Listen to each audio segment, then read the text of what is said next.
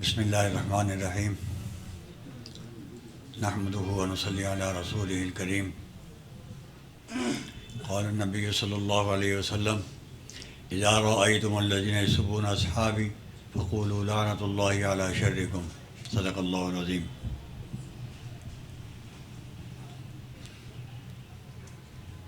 تقریباً 2 ہفتے ہو چلے ہیں غالباً جب یہ بل قومی اسمبلی سے پاس ہوا۔ جس دن یہ پاس ہوا اس دن ایک طبقہ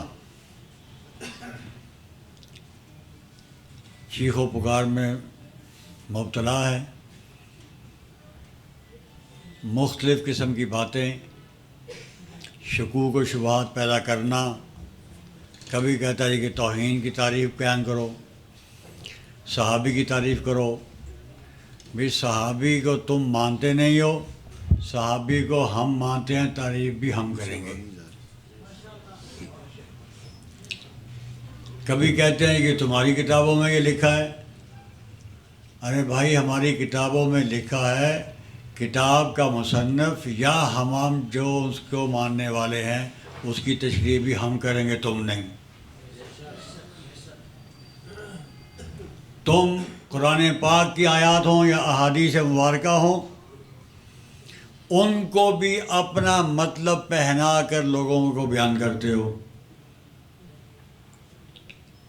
قرآن پاک بھی ہمارا، ترجمہ اور تشریح بھی ہماری۔ تو اس پر ان لوگوں کو پریشان ہونے کی ضرورت نہیں ہے، نہ میرے اپنے لوگوں کو پریشان ہونے کی ضرورت ہے۔ ان کا کام ہے شیطان کی طرح وسوسے ڈالنا، اور مومن کا کام یہ ہے کہ ان وساوس کو اپنے دل و دماغ سے نکال کر راہ حق پر ثابت قدمی کے ساتھ کھڑے رہنا۔ یہ بل جو قومی اسمبلی میں ترمیمی بل پیش ہوا ہے، پہلی بات یہ میں ابتداً یہ عرض کر دوں کہ یہ کوئی نیا بل نہیں ہے۔ ایک بقول مولانا عبدالاکبر چترالی صاحب کے، پہلے یہ بل بے دست و پا تھا، اس کے ہاتھ پاؤں تھے کوئی نہیں، اتنا کمزور تھا کہ کسی مجرم کو اس نے سزا نہیں ہونے دی، اسی قانون نے۔ ہم نے یہ بل پیش کر کے اس کو بال و پر دے دیے۔ اب وہ اتنا مضبوط اور طاقتور ہو گیا ہے کہ پہلے والے دور میں 3 سال کی سزا تھی اور قابل ضمانت تھی، وہ تھانے دار ہی تھانے سے لے لیتا تھا، عدالتوں میں اکثر کیس جاتے ہی نہیں تھے۔ ہم تو ایک عرصے سے ان کیسوں کو دیکھ رہے ہیں، اور کبھی کسی نے 3 سال پورے جیل میں نہیں کیے، سزا ہونے کے باوجود ضمانت لے کے باہر۔ اب یہ ہوگا یہ بل اسی بل میں جس میں 3 سال کی سزا تھی، اس میں ترمیم کر کے اس کو طاقتور بنایا ہے، اور وہ ناقابل ضمانت جرم ہوگا۔ توہین صحابہ، توہین اہل بیت، توہین امہات المومنین، یہ ناقابل ضمانت جرم ہے، اور اس میں کم سے کم سزا 10 سال اور زیادہ سے زیادہ عمر قید ہے۔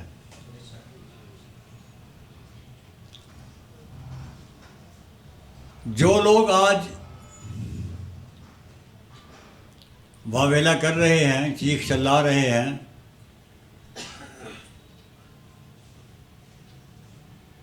ان کو جب یہ 3 سال کی سزا کا قانون بن رہا تھا اس وقت تو کسی کو کوئی پرواہ نہیں تھی۔ کسی نے نہیں کہا جی کہ اچھا یہ بتاؤ کہ صحابی کی تعریف کیا ہے، اہل بیت کس کو کہتے ہیں، اہل بیت کون ہے، اور توہین کی تعریف کرو۔ اس وقت تو کسی نے نہیں کہا۔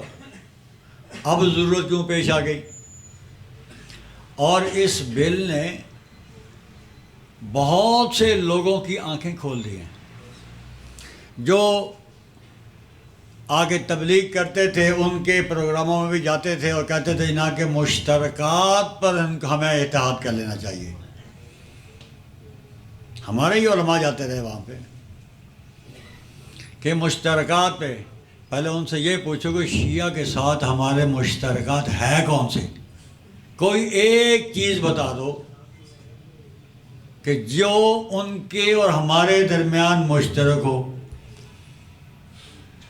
پیدائش سے لے کر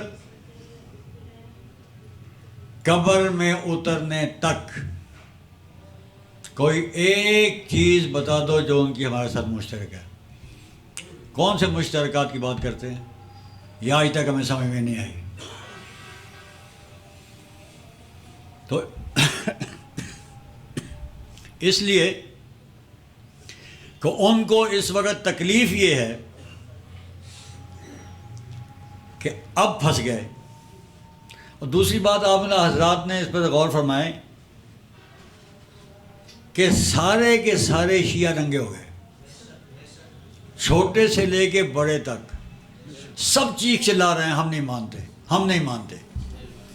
آگے پہلے جہاں بھی مذاکرات ہوتے تھے چھوٹی سطح پر یا بڑی سطح پر، تو وہ ہمیں اپنے بڑے ملاؤں کے، بڑے پوپ جو ہیں ان کے فتوے دکھاتے تھے کہ انہوں نے فتویٰ یہ دیا ہے کہ سنیوں کے مقدسات جو ہیں ان کی توہین حرام ہے۔ ہم تو نہیں کرتے۔ پھر بعض اوقات یہ بھی کہہ دیتے جی وہ فلاں جگہ پہ کہتے جی کوئی جاہل ذاکر ہیں جو یہ کام کرتے ہیں، ہم نہیں کرتے۔ اب جب توہین کا قانون، گستاخی کا قانون پاس ہوا تو سب کہتے ہیں ہم اس قانون کو نہیں مانتے۔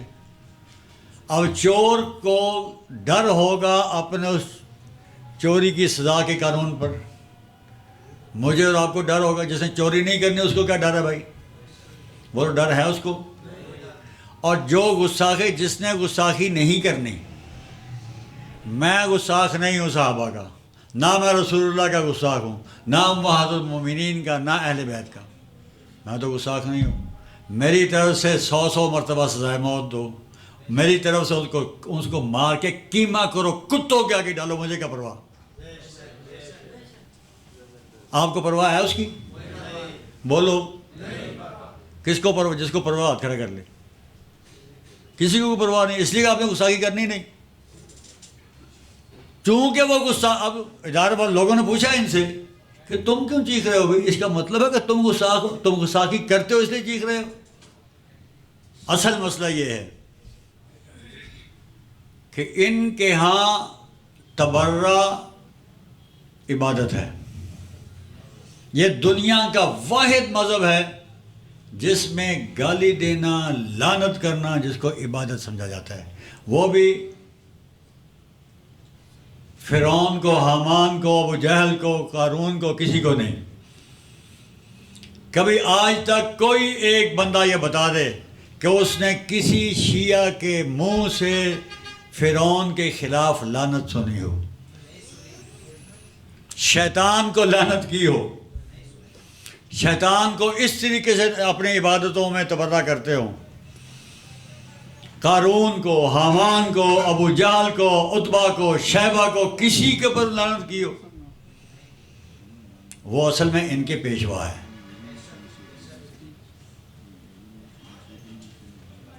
رسول اللہ صلی اللہ علیہ وسلم کی سب سے پیاری اور جماعت اور مقدس ترین جماعت، وہ جماعت جس کا اللہ بھی حیا کرتا ہے، جس سے اللہ بھی محبت کرتا ہے، اس جماعت کو پر تبرہ کرنا ان کے ہاں ثواب ہے، جو اس کو ثواب سمجھتے ہیں۔ تو اس لیے یہ اس پر چیخ رہے ہیں کہ یہ تو ہماری عبادت ہے، اس لیے یہ چیخ رہے ہیں۔ اب دیکھیے میں آپ سے عرض کرتا ہوں، یہ ہمارا، میں بھی اس کا مجرم ہوں، ہر سنی چاہے مولوی ہے جو غیر مولوی ہے، آج سے نہیں، جب سے شیعہ اذان دے رہا ہے تحریف شدہ، اشہد ان علی امیر المومنین علی ولی اللہ وصی رسول اللہ خلیفۃ بلا فصل، ان کی اذان بھی مختلف شہروں میں مختلف امام میں مختلف ہوتی ہے۔ اب اس میں واضح طور پر ہم بھی حضرت علی کو ولی مانتے ہیں، سب مانتے ہیں نا بھائی؟ حضرت علی رضی اللہ تعالیٰ عنہ ہمارے ایمان کا حصہ ہے، ہمارے سر کا تاج ہے، ان کے پاؤں کی خاک ہماری آنکھوں کا سرمہ ہے۔ سیدنا علی رضی اللہ تعالیٰ عنہ کو ہم سب ولی مانتے ہیں، لیکن جس معنوں میں ولی آپ مانتے ہیں شیعہ نہیں مانتا۔ اگر اس کا مسئلہ امامت پڑھیں تو یہ ان کے ہاں ولی کا جو معاملہ ہے وہ سارا سامنے آ جائے گا۔ دوسرا جملہ ہے ان کا اس کے بعد، علی ولی اللہ کے بعد علماء کرام کی خاص توجہ کے لیے وہ سمجھتے ہیں اس بات کو، وصی رسول اللہ۔ دوسرا کیا ہے؟ بولو بولو شاباش، وصی رسول اللہ۔ اس کا مطلب کیا ہے؟ وصیت کیا ہوا۔ کیا مطلب بھائی؟ وصیت کیا ہوا۔ اب وصیت کیا ہے کہ میرے خلیفہ تو ہوں بلا فصل۔ اب جو شیعہ کا عقیدہ ہے نا کہ 3 کے سوا یا 4 یا 5 کے سوا سارے کے سارے صحابہ مرتد ہو گئے، اس کی بنیاد یہ وصی رسول اللہ ہے۔ ہمارے علماء بیٹھے ہیں، یہ بتا سکتے ہیں اس بات پر کہ میں اپنی وفات سے پہلے یا کوئی مسلمان اپنی وفات سے پہلے اپنے ورثاء کو وصیت کر کے مر جائے تو اس کے ورثاء پر اس کی وصیت پر عمل کرنا واجب ہے۔ حضرات اسی طرح شیعہ یہ کہتا ہے کہ رسول اللہ صلی اللہ علیہ وسلم نے وصیت کی، وہ جو ایک وہ غدیر خم والی جو حدیث پڑھتے ہیں، من کنت مولا فالی کیا ہے جی، من کنت مولا والی حدیث، اس کی بنیاد پر کہ رسول اللہ صلی اللہ علیہ وسلم نے وہاں کہا کہ میں جس کا میں مولا اس کا علی مولا، جس کا علی مولا اس کا میں مولا، وہاں پر ان کا خیر اس پر بحث میں نہیں جاتا ہوں، میں اشارتاً بات کر رہا ہوں کہ حضرت وہ کہتے ہیں کہ رسول اللہ صلی اللہ علیہ وسلم نے وصیت کی، یہ وصی رسول اللہ کا جو کلمہ پڑھتے ہیں کہ وصیت کی کہ میرے بعد علی خلیفہ ہے۔ صحابہ نے رسول اللہ کی وصیت پر عمل نہ کر کے کفر کیا، لہذا مرتد ہو گئے۔ یہ ان کے ہاں ہے، ہمارے ہاں یہ بات نہیں ہے۔ بات سمجھ میں آ رہی ہے؟ وصی رسول اللہ، اس میں اس جملے میں ہمارا بھی عقیدہ ہے، جو محمد رسول اللہ صلی اللہ علیہ وسلم نے حکم دیا اس کا انکار کرنا، اس پر عمل نہ کرنا کفر ہے۔ انکار کرتے رسول اللہ صلی اللہ علیہ وسلم کی حدیث کا، ان کے صحیح قول کا، تو کفر کا ارتکاب ہوگا نا۔ تو انہوں نے کہا کہ ان وصیت جس پر عمل کرنا ضروری تھا وہ عام آدمی نہیں ہے، رسول اللہ صلی اللہ علیہ وسلم ہے جو اللہ کے نبی ہیں، ان کی کہی ہوئی بات پتھر پر لکیر ہے، ہمارا بھی عقیدہ ہے۔ اب اس کے بعد انہوں نے کہا دیکھو جی صحابہ نے مانا ہی نہیں، ابو بکر کو خلیفہ بنا دیا، لہذا مرتد ہو گئے سارے۔ یہ بنیاد ہے صحابہ کے ارتداد کا عقیدہ رکھنے کا، شیعہ رکھتا ہے۔ اس کے بعد کہتا ہے وہ خلیفہ تو ہو بلا فصل۔ اس پر بھی یہ عقیدہ ان کا یہ ہے کہ چونکہ حق خلافت کا علی کا تھا، ابو بکر نے غصب کر لی خلافت، پھر عمر نے کر لی، پھر عثمان نے کر لی رضی اللہ عنہ۔ اس لیے جب حضرت ابو بکر صدیق رضی اللہ تعالیٰ عنہ کو غاصب کہا، یہ گالی ہے یا نہیں ہے؟ حضرت عمر کو غاصب کہو، گالی ہے یا نہیں ہے؟ اب یہ تو کلمے میں بھی گالی دیتے ہیں، اذان میں بھی گالی دیتے ہیں، ان کو تو یہ دھڑکا لگا ہوا ہے کہ بھائی ہمارا تو کوئی بندہ نہیں بچے گا. یہ انشاءاللہ ہوگا. آج تک ہم نے نظر انداز کیا، ہم ان کے اذان نہیں رکوا سکے. اب دیکھیے اپنی اپنی محنت کی بات ہے. ہم نے محنت نہیں کی. میرے علماء اکرام جو ائمہ مساجد ہے، کوئی مسجد کا خطیب امام 20 سال سے، کوئی 30 سال سے، کوئی 40 سال سے، 50 سال تک امامت کی ہے انہوں نے. کوئی معلم مجھے بتا سکتا ہے کہ اس نے صحابہ کتنے لوگوں کو پڑھایا ہے اور ان کے دلوں میں صحابہ کی عظمت، محبت جاگزی کر دی ہے؟ کوئی بتا دے. کسی نماز کے بعد اس نے اپنے مقتدی کو پکڑ کے بٹھایا ہوا، یار آ جا تو میں صحابہ سمجھاتا ہوں. اگر مہینے میں بھی ایک آدمی کو اپنے مقتدی کو تیار کرتے تو آج ہمیں یہ دن نہ دیکھنے پڑتے. شیعہ میں کسی میں بھی جرأت نہ ہوتی کہ رسول اللہ کی توہین کرتا، صحابہ کی توہین کرتا، اور آپ کے تلائی کے علاقے میں وہ سیدنا صدیق اکبر پر کفر کا فتویٰ لگا کے چلا جاتا. جرأت ہوتی ہو کسی کو؟ یہ ہماری اپنی کوتاہیاں ہیں. اور ہم نے آج بھی دیکھ لیں ہماری دلچسپیاں کیا ہیں. ہم دعویٰ تو کرتے ہیں اس بات کا کہ ہم عاشق رسول ہیں. دعویٰ سارا ہے، بولو یار. جنوں رسول اللہ صلی اللہ علیہ وسلم کا عشق دا دعویٰ نہیں ہے کہ ہاتھ کھڑا کر رہے سارے نہیں ہوگا. مولوی ہو جائے غیر مولوی ہو گئے. ایک سوال کرتا ہوں آپ سے، ہوگا ہے تلخ، بات تلخ ہے. میرے ساتھی مجھے یہ کہتے ہیں یار تو اس قسم کو تو کم کیا کر، بلکہ کیا ہی نہ کر. ہر خطبے میں ہر عالم اپنے جمعے کے خطبے میں ایک حدیث پڑھتا ہے، اللہ اللہ فی اصحابی لا تتخذوا من بعدی غرضا. اس سے آگے ہے فمن احبہم فبحبی احبہم، کہ صحابہ سے جو صحابہ سے محبت کرتا ہے وہ مجھ محمد کی وجہ سے کرتا ہے. کبھی غور کیا؟ میرے علماء کرام بھی بتائیں، اس پر غور کیا کبھی؟ بس میں تو خیر ہے ایتھے پڑھ لیں گے. کہنا جی نماز کا ٹائم 5 منٹ رہ گیا. میں کہا ایتھے پڑھ لیں گے یار، نماز دیکھ لیں گے. میں جی گل سمجھان لگا وہ سمجھ لو، اسے بہت کر دیں. یہ اچھا، یہ جو حدیث ہے نا اللہ اللہ فی اصحابی والی، یہ سمجھ لیں کہ یہ رسول اللہ صلی اللہ علیہ وسلم کی وصیت. اصل میں وصیت یہ ہے، اس دنیا سے پردہ فرمانے سے کچھ دن پہلے رسول اللہ صلی اللہ علیہ وسلم نے یہ حدیث ارشاد فرمائی ہے. علماء نے یہی لکھا ہے. تو انہوں نے یہ فرمایا، پہلے تو کہا نا کہ اللہ سے ڈرو، اللہ سے ڈرو میرے صحابہ کے بارے میں. میرے بعد ان کو نشانے پہ نہ رکھ لینا، تختہ مشق نہ بنا لینا ان کو. اس کے بعد کہا کہ فمن احبہم فبحبی احبہم، جس نے میرے صحابہ کے ساتھ محبت کی میری وجہ سے کی.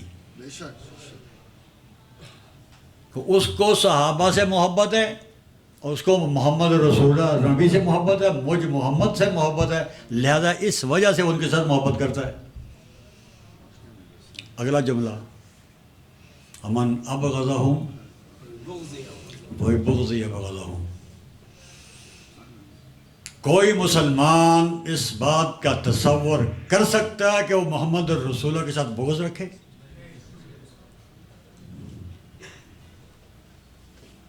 تو جو شخص صحابہ سے بغض رکھتا ہے، رسول اللہ صلی اللہ علیہ وسلم نے فرمایا کہ اس نے مجھ سے بغض ہونے کی وجہ سے ان کے ساتھ بغض رکھا. کتنی بڑی بات ہے. اور ہم اس پر صرف توجہ کر لیں، سوچ لیں اس بات پر کہ ہمارا عشق رسول اور محبت رسول کا دعویٰ کتنا سچا ہے.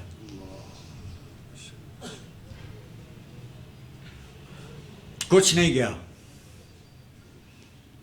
اب ہی جاگ جاؤ، اب وقت بھی ہے جاگنے کا، اب وقت ہے جاگنے کا. ہو سکتا ہے کہ مجھے ہم نے کبھی سر توجہ نہیں کی، بس حدیثیں پڑھ کے چلے گئے، اس کا ترجمہ پڑھے سے غور نہیں کیا ہم نے. آج میں نے اشارہ کر دیا، جو دوستوں نے اس کو سنا اس پر غور ضرور کریں، اور پھر اپنے آپ کو پرکھے اس بات پر کہ صحابہ کے ساتھ میں نے محبت جو کی ہے، کیا واقعتاً مجھے محبت ہے؟ رسول اللہ صلی اللہ علیہ وسلم سے واقعتاً مجھے محبت ہے؟ محبت کا یہی انداز ہے کہ جناب جس وقت بلایا جائے گھر میں بیٹھو، بیوی بچوں میں مشغول رہیں، اپنے کاروبار میں مشغول رہیں، صحابہ کی عظمت کے لیے بلایا جائے کوئی آئے نا. یہ محبت کا معیار تو مجھے بتا دیں.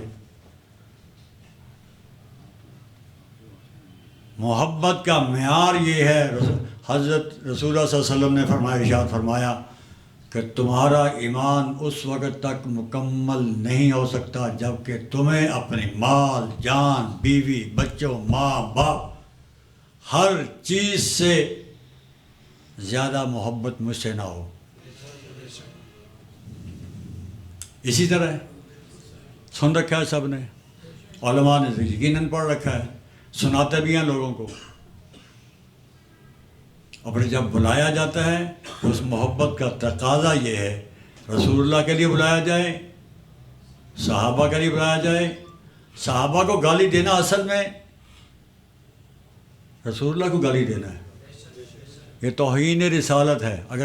اگر ہم اس حدیث کی روح سے دیکھ رہے ہیں اللہ اللہ والی، یہ جو حدیث میں نے آپ سے عرض کی، اس کے تناظر میں دیکھ لیں تو یہ توہین رسالت بھی ہے. تو ہمیں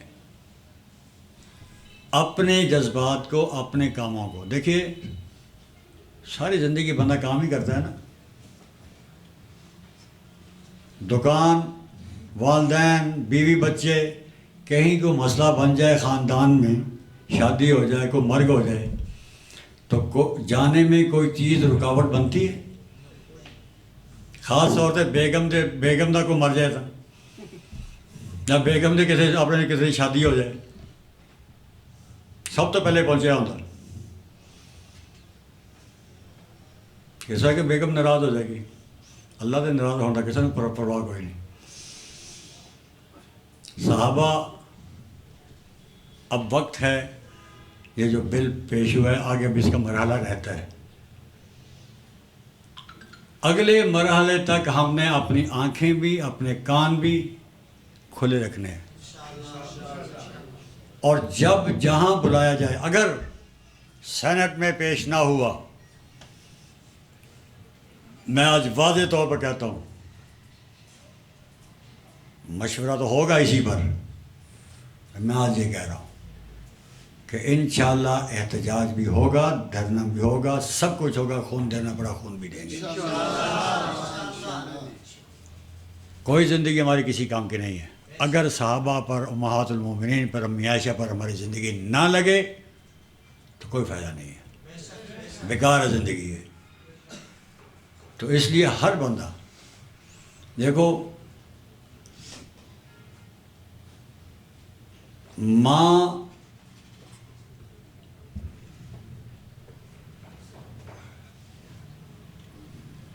کائنات کی سب سے عظیم ہستی ہے. رسول اللہ صلی اللہ علیہ وسلم نے جو حدیث عام طور پر سنائی جاتی ہے کہ حضور صلی اللہ علیہ وسلم نے پوچھا کہ کسی صحابی نے آگے پوچھا کہ یا رسول اللہ، ماں باپ میں سے کس کی عزت کروں، کس کی خدمت زیادہ کروں گا؟ ماں کی. دوسری دفعہ پوچھا پھر کس کی؟ پھر ماں کی. تیسری دفعہ کہا پھر ماں کی. چوتھی مرتبہ کہا باپ کی.